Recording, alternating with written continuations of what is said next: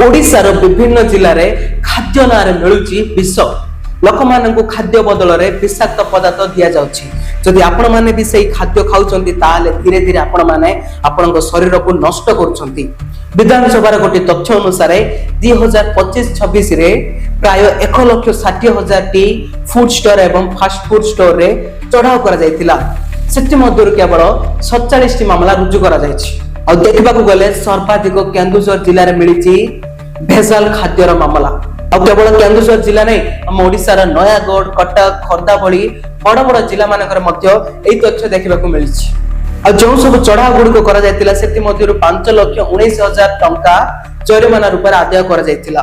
सेति मध्यरु नयागढ़ 16,300 टंका कटक 16,065 टंका एवं खोर्धा 15,375 टंका जरिमाना रूप में आदाय करा जायतिला एही सब तथ्य को ने विधानसभा रे खाउटी कल्याण मंत्री कृष्णचंद्र पात्र तथ्य रखिथिले जदि आपण माने भी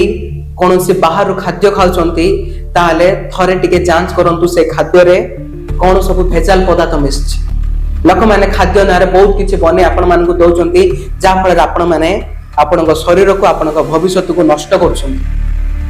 आ ओई विषय को ने आपनक मत कोन तळे कमेंट रे जणांतु आ वीडियो को लाइक करी चैनल को सब्सक्राइब करंतु राधे राधे।